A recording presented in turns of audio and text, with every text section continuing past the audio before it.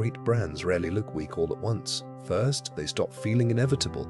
Then the cracks begin to show up, not in dramatic headline-grabbing disasters, but in quieter structural fractures. A slow leakage of product energy, a subtle deterioration of channel strength, a gradual loss of cultural momentum. For decades, Nike did not just dominate the sportswear industry, it dictated it. The swoosh was not merely a logo placed on a piece of footwear, it was a gravitational force. When Nike moved, the culture shifted to accommodate it. Competitors did not try to defeat Nike, they built their entire business models around surviving in the narrow spaces Nike chose to ignore. Nike was the default setting of global athletic culture, but recently the default has started to feel optional. If you walk into a sneaker store today, the energy is different. The silhouettes that used to define the zeitgeist, the Dunks, the Air Force Ones, the Jordan 1s are sitting on shelves occasionally marked down. The financial reports reflect this quiet shift. Earnings projections are lowered. Inventory piles up. The stock price endures prolonged periods of gravity. The public narrative, driven by financial analysts and market commentators, offers a predictable set of explanations. They point to cyclical macroeconomic headwinds. They talk about inflation squeezing the discretionary income of the middle-class consumer. They mention supply chain hangovers from the pandemic, or suggest that sneaker culture as a whole is simply experiencing a natural cooldown after years of irrational exuberance. But this surface story is incomplete. Blaming the economy or a shifting trend cycle assumes that Nike is merely a passenger on the waves of market demand. It ignores the fundamental reality of what made Nike a titan in the first place. Nike never just fulfilled demand and manufactured desire, it engineered the culture. What we are witnessing is not a cyclical slump, it is a structural drift. It is what happens when a giant fundamentally alters the very ecosystem that gave it its power. To understand why Nike stopped feeling unstoppable, we have to look past the visible products and examine the hidden system underneath. Historically, Nike's dominance rested on a tightly calibrated three-part engine: product energy, channel strength, and brand coherence. These three elements were not separate departments, they were a continuous loop. Product energy was the spark.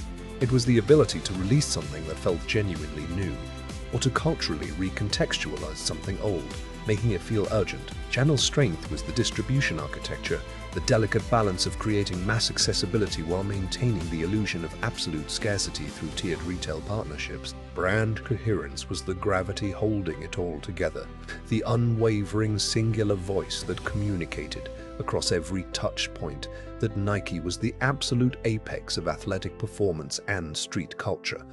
Over the last several years, Nike slowly, deliberately, and systematically compromised all three. And it began with what Wall Street praised as a masterstroke of modern management, the pivot to direct-to-consumer, or DTC. To understand the magnitude of this shift, you have to look at the math. In the traditional wholesale model, Nike manufactures a shoe for roughly $30, sells it to a retailer like Foot Locker or an independent boutique for $75, and the retailer sells it to the customer for $150. Nike makes a solid profit, but leaves a massive amount of margin on the table for the middleman. In the digital age, executives looked at that spreadsheet and saw an obvious inefficiency. Why share the profit? If Nike could drive the consumer to their own app, their own website, and their own flagship stores, they could capture the full retail margin. They could own the customer data. They could control the entire funnel. It was a beautiful, hyper-rational, data-driven strategy. And from a margin extraction standpoint, it worked brilliantly for a time. Nike ruthlessly cut ties with thousands of wholesale accounts.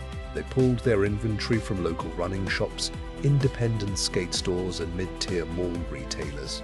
They forced the consumer to come directly to the source, but this is where the spreadsheet blinded the strategy. By viewing wholesale merely as a distribution channel, Nike's leadership fundamentally misunderstood what those retail partners actually did. The independent boutiques, the specialty running stores, and the curated streetwear shops were not just points of sale, they were points of cultural validation. When a premium boutique chose to display a Nike shoe in its window, it was transferring its own localized, hard-earned cultural credibility onto the brand. These retailers acted as a grassroots marketing arm, a physical manifestation of product energy. They curated the cool. They told the consumer, on a street-by-street level, what mattered. By severing these relationships to optimize profit margins, Nike did not just cut out the middleman, they cut out the curators. They created a massive physical vacuum in the market, and nature abhors a vacuum. When Nike pulled its product off the shelves of specialty running stores, they practically handed the physical real estate over to aggressive, hyper-focused challengers. Brands like Hoka and On Running did not have to outspend Nike in global marketing to win. They just had to walk through the door that Nike had voluntarily left open. They took over the shelf space. They won the endorsement of the local shop employees, the actual people who influence a runner's purchasing decision. When Nike abandoned the fashion-forward boutiques to push everyone to the SNKS app, brands like New Balance, Salomon, and Asics stepped in, offering these retailers premium partnerships, exclusive collaborations, and a reason to care. Nike traded ubiquitous cultural presence for centralized digital control. They traded the physical serendipity of retail discovery for algorithmic app notifications. In doing so, they eroded their channel strength. The brand became highly transactional, but culturally isolated. This isolation deeply affected the second pillar, product energy. When you shift to a direct-to-consumer model, your entire corporate infrastructure morphs to support it. You are no longer just a brand, you are a retailer. And retail requires immense volume to sustain its overhead. You have to feed the algorithm, you have to send the push notifications, you have to hit quarterly digital sales targets. To feed this insatiable DTC machine, Nike took their most sacred cultural assets, their classic, highly sought-after retro silhouettes, and weaponized them for scale. The Nike Dunk, the Air Jordan 1, and the Air Force 1 were not just shoes, they were cultural artifacts. For years, Nike carefully managed the life cycle of these silhouettes through a strict economy of scarcity. They would introduce a highly limited collaboration with a culturally relevant designer or artist, building immense desire and heat in the market. The consumer would flock to the brand, validating its premier status. But a direct-to-consumer infrastructure demands constant, massive volume. The digital storefront cannot sit empty waiting for the next limited drop. It must generate daily revenue. To solve this, Nike leadership made a fateful calculation. They took the heat generated by the limited releases and used it to mass-produce the baseline, general release versions of those exact same silhouettes. They flooded their own channels. The black and white Nike Dunk, colloquially known as the Panda Dunk, is the perfect case study of this phenomenon. Initially released as a sought-after item, Nike realized its broad appeal and began restocking it endlessly. Month after month, massive production runs were pushed through the digital app. It was a short-term revenue masterstroke, printing hundreds of millions of dollars with almost zero marketing cost. But culturally, it was a slow poison. By prioritizing algorithmic scale over careful curation, Nike broke the fundamental rule of luxury and hype. When everyone has it, no one wants it. The Panda Dunk transitioned from a statement of cultural knowledge to the default uniform of the uninformed. It became ubiquitous, and in the world of high-end brand positioning, ubiquity is the enemy of desire. Nike extracted the equity of their archive to hit quarterly targets, and in the process, they exhausted the very product energy they relied upon. This over-reliance on the archive carried a devastating hidden tax. It starved the innovation pipeline. Nike built its empire on performance innovation. Bill Bowerman's Waffle Iron, the visible air unit, the introduction of Flyknit, the carbon-plated revolution of the Vaporfly. These were paradigm shifts that forced the entire industry to react. Nike historically operated on the premise that they did not just follow trends, they invented the future of human movement. But when a management team is heavily incentivized to maximize short-term direct-to-consumer revenue, behavior changes. Allocating massive R&D budgets and years of patience to unproven, risky future technologies becomes less appealing. It is mathematically much safer and instantly more profitable to simply print another million pairs of a 40-year-old basketball shoe in a slightly different shade of blue. For the better part of a decade, Nike's most prominent releases were not glimpses of the future, but iterations of 1985. The company optimized for extraction, and in doing so, it slowly starved creation. The market noticed. While Nike looked backward to feed its digital machine, its competitors looked relentlessly forward.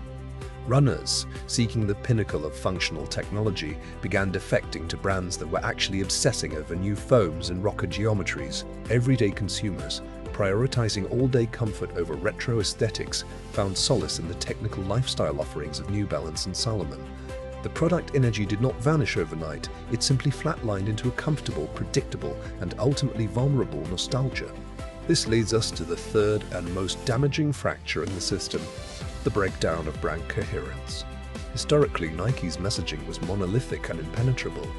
"Just do it" was not merely a tagline, it was a deeply coherent ethos tied directly to apex athletic performance. Every touchpoint, every advertisement, and every product reinforced the idea that Nike was the uncompromising tool of champions. But as the product mix shifted heavily toward lifestyle retros and as the distribution shifted entirely toward internal digital platforms, the brand narrative began to blur. The coherence unraveled. Was Nike still the cutting-edge athletic company pushing the boundaries of human potential, or had it become a heritage fashion brand relying on its back catalog? Furthermore, the direct-to-consumer model removed the protective buffer that wholesale partners once provided. In the past, if a particular style didn't sell, it was the retailer's problem to mark it down and clear the inventory. The Nike brand remained largely insulated from the cheapening effect of the bargain bin. Now, when demand softened and the endless restocks of retro sneakers piled up in Nike's own massive fulfillment centers, the company had to do the dirty work itself. They had to resort to constant, highly visible discounting on their own premium platforms. The brand that had spent decades training consumers to beg for the privilege of buying its products was suddenly sending out endless promotional emails, offering 20% off just to clear warehouse space. The facade of invincibility began to crack. The consumer saw the machinery behind the curtain. The brand lost its tight premium tension. This visible friction, the endless sales, the bloated inventory, the sudden loss of cultural prestige was not a string of bad luck. It was the inevitable result of a profound philosophical shift in the boardroom. To understand why the system fractured, we have to look at the operating doctrine that built Nike and the new operating model that disrupted it. For decades, the doctrine inherited from founders Phil Knight and Bill Bauman was inherently messy, instinctual, and product-obsessed. It was famously known as the shoe dog mentality. They operated on the fundamental belief that if you relentlessly served the exact, highly specific needs of the most extreme athletes, the mass market would eventually follow. They understood that brand heat is not generated in the middle. It is generated at the absolute fringes of culture in elite track clubs, on underground basketball courts, and in specialized skate parks. But over the last decade, as leadership transitioned heavily toward executives with backgrounds in cloud computing, management consulting, and e-commerce, the overarching doctrine changed. The new philosophy was not about orchestrating culture, it was about optimizing data. It was an efficiency doctrine. The new belief was that Nike no longer needed to rely on the unpredictable, unscalable, and expensive process of cultural curation. With enough consumer data, a powerful enough app ecosystem, and a hyper-streamlined supply chain, they could mathematically predict and fulfill consumer desires without the help of middlemen. This is where the algorithmic approach to brand building critically fails.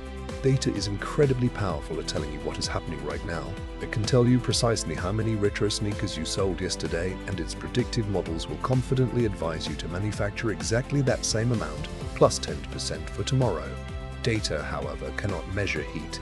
An algorithm cannot predict a paradigm shift before it happens. A spreadsheet cannot account for the intangible, non-linear value of a respected local boutique owner deciding to put your product in their front window, or an underground designer adopting an obscure silhouette. By managing the company strictly through the lens of digital metrics and immediate margin extraction, Nike's leadership successfully optimized the magic out of the brand.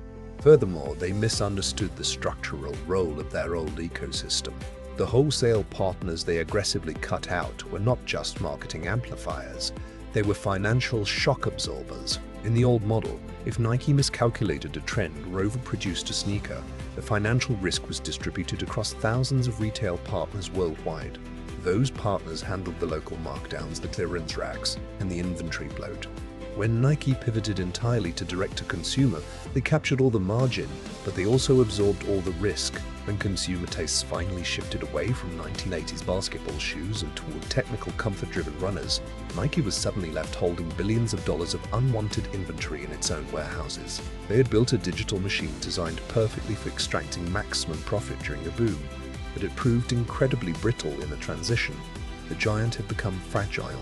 This brings us to the ultimate strategic reality and the lesson that every major enterprise must internalize. A great brand does not lose its edge in a single dramatic freefall. It does not collapse overnight. It loses its edge when it systematically dismantles the very infrastructure that made it special, all in the pursuit of quarterly efficiency. It loses its edge when the vital continuous loop between product energy, channel strength, and brand coherence is broken. It happens when a company forgets that capturing demand is merely a transaction, but generating desire is an art form. Nike is not dying. It remains a colossal, incredibly profitable corporation with vast resources, elite athletic rosters, and unparalleled global reach. It will continue to sell millions of shoes and generate billions of dollars. But a brand can be massive without feeling inevitable. It can be wealthy without being culturally dominant. The existential danger for Nike today is not bankruptcy. The danger is becoming ordinary. The danger is that the swoosh transitions from a symbol of absolute cultural gravity into a mere logo stamped on a commodity.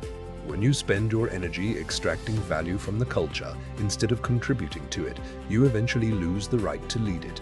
You stop orchestrating the game, and you simply become a participant in it. And for a brand that used to dictate the rules of reality, merely playing by them is the most profound defeat of all. Great strategy is about seeing the hidden systems beneath the surface. If you want to understand the real mechanics of how businesses win, lose, and evolve, subscribe to the channel. We dissect the architecture of the world's most fascinating companies to find the lessons that actually matter.